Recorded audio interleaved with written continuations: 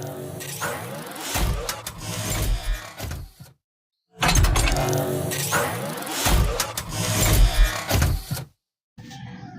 magandang araw mga ka-DIY.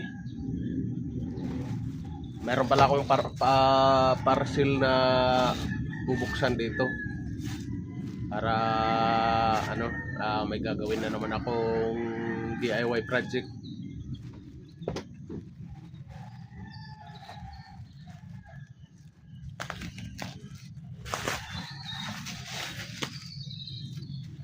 Ewan ko lang kung magandang klase ito mga ka-DIY. Ayan.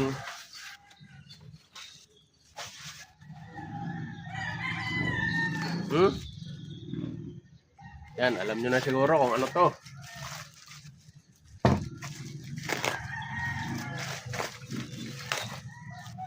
Ayan mga ka-DIY,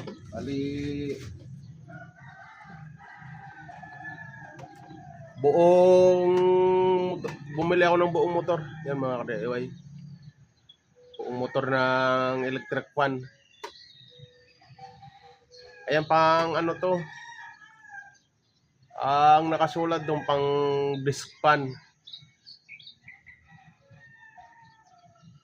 Ayan, pang disc fan to kasi mayroon akong sirang ano dito. Meron akong sirang electric fan dito, tingnan nyo. Sana mag-match, sana magpareho yung ano nila. Ay, yung parehas nga yung itsura, oh. Wala. Tingnan ko nga yung kapal ng ano nito.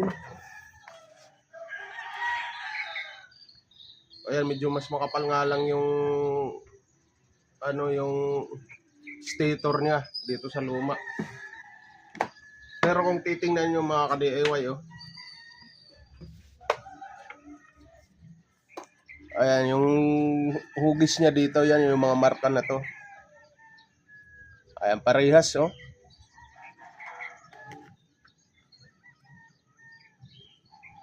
Ayan. Ayan, parehas yung itsura nila sa harap. Ngayon, yung nakakabit na capacitor dito sa isa, 2 microfarad. Dito 1.5 lang. Ayan, mas malaki nga yung ano nito. Kasi medyo mas malaki talaga yung motor niya. Ay mga ka-DIY, kaya pala ako bumili nito. Lang for curiosity lang mga DIY kung maganda ba talagang klase to. Ito pwede naman to, pwede pa to gamitin. Pwede pa to gamitin mga ka-DIY. Bibilhan ko lang to ng stator para may reserba ako. Kaso nga lang, napansin ko dito mga ka-DIY, tingnan nyo, parang naka-slant yung ano nito. Ito, walang kung sadya bang ganito to o nayupi lang. Kasi ngayon lang ako nakakita na ganito na naka-slant yung ano. Yan yung anong tawag dito, post ba to? Ayan o, naka-slant. Ngayon lang ako nakakita ng ganito, naka-slant. Pwede naman siguro maitawid to mga ka-DIY, dadahan-dahanin ko lang. Ayan, masusubukan to kung magandang klase o hindi. Ayan mga ka-DIY, yung wiring pala nito. Ayan, nakita ko dito sa pinagbilhan ko.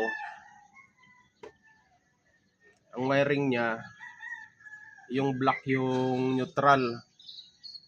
Tapos itong tatlo yung speed. Ayan, black neutral. Tapos yung red, blue, white, yan yung speed. 1 yung blue. Tapos 2 yung white. 3 yung red. Ayan yung ano niya mga ka-DIY.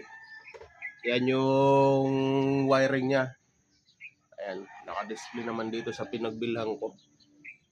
Ay, may guide siya. Tapos ang nakaano dito mga DIY, ano na daw to? Bearing yung gamit niya. Pero sa tingin ko bearing talaga yung nakakabit dito mga DIY dahil tingnan niyo yung dulo niya, oh. Ayan. 'Di ba ang laki? Kaysa dito patulis. Yan, patulis. Kaya malalaman talaga natin dito na ano lang dito. Hindi bearing. Ito naka-bearing to mga DIY. Di ko nga lang to sure kung hindi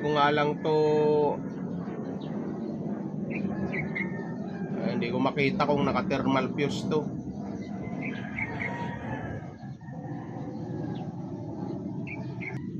Pero sana tumagal to mga DIY dahil naka-bearing naman. Hindi basta-basta to. Hindi basta-basta sisikip yung shafting niya. Ngayon mga ka-DIY, tingnan ko nga sa loob kung may thermal fuse to. Tsaka makita ko na rin kung anong bearing na ginamit.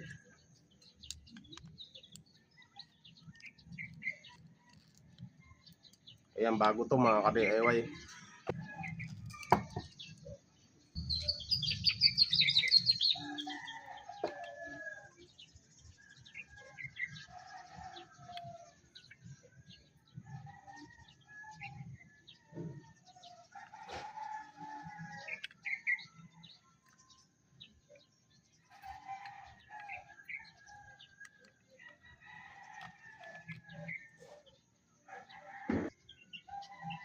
Ayan mga ka-DIY, may bearing nga siya.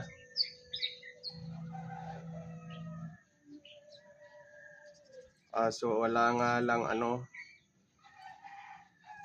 parang walang brand na hindi kilalang bearing to.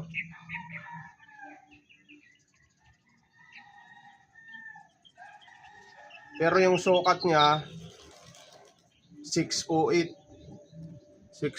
mga ka-DIY yung sukat ng bearing. Ayan, pero wala siyang brand. Ayan, tapos titingnan ko dito kung may thermal fuse siya.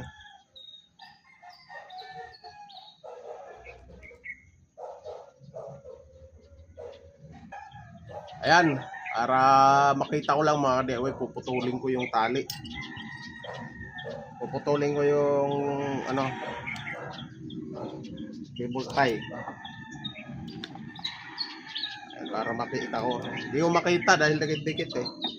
Ayan, puputulin ko na yung dito.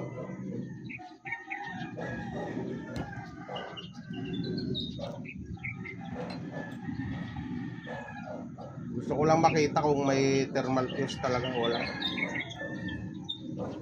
Ito lang, nandito yun. Wala, parang wala. Dugtungan lang.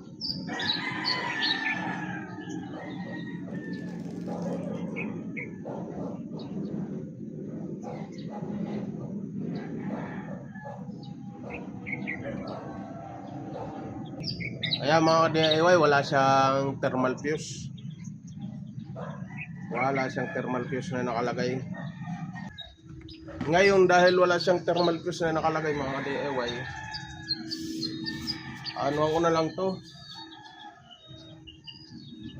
Kakabitan. Lalagyan ko na lang ng thermal fuse. Ayan, may thermal fuse pa naman ako dito kaya lalagyan ko na lang ng thermal fuse. Ayan. Dito tayo sa block kasi ito yung niya, common. Hanapin natin yung block dito. Dito ako sa block magtatap. Total binuksan ko na kasi kaya lalagyan ko na lang. Ayan mga ka-DIY,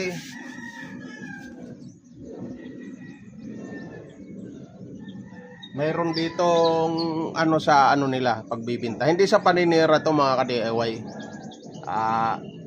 Dapat kung talaga yung nakalagay, dapat totoo yung sasabihin. Ayan, nakalagay pure copper mga ka-DIY oh. Naka front lang kasi yung camera ko pero nakalagay pure copper oh. Pure copper. Pero ngayon dahil binuksan ko to,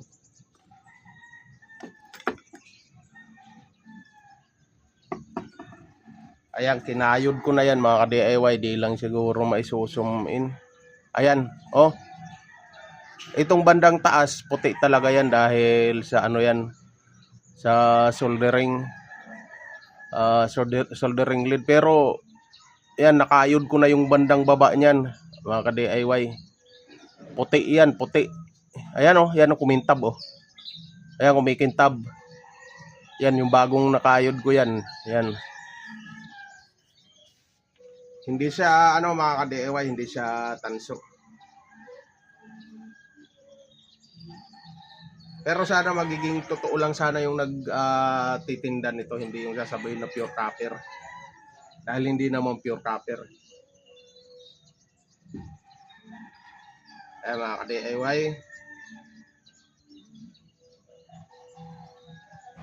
Yan lang mahirap, hindi nagiging hindi totoo yung sinasabi minsan ng mga nagbibinta.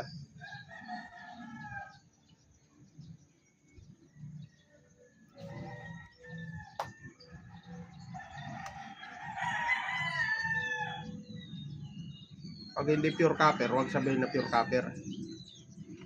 Ayan lang mga ka-DIY.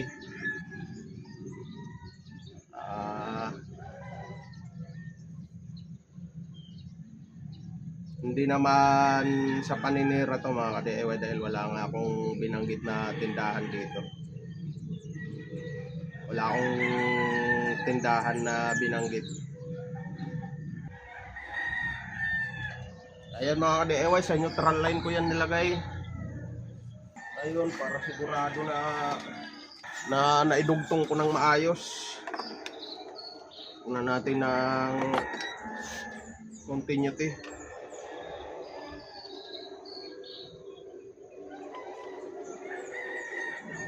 Ayan, mayroon.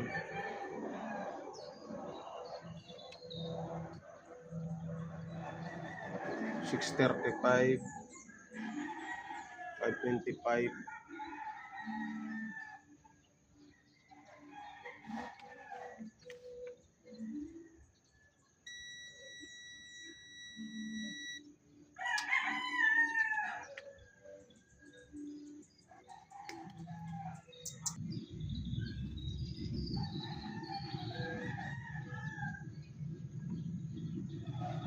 Tapos talian na lang natin.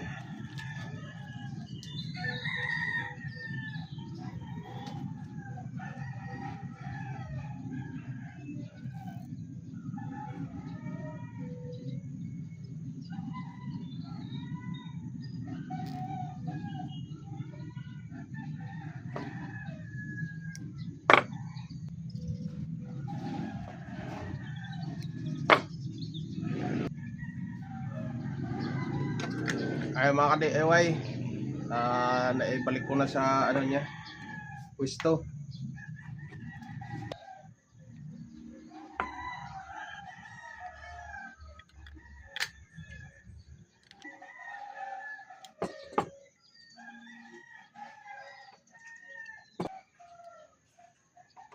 Lambot siya agad.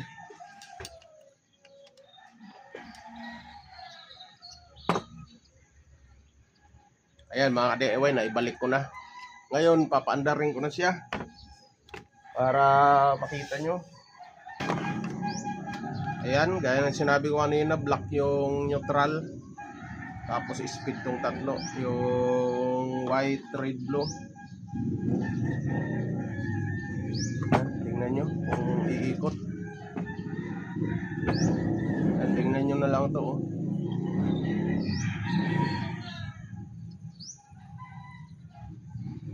Ayan.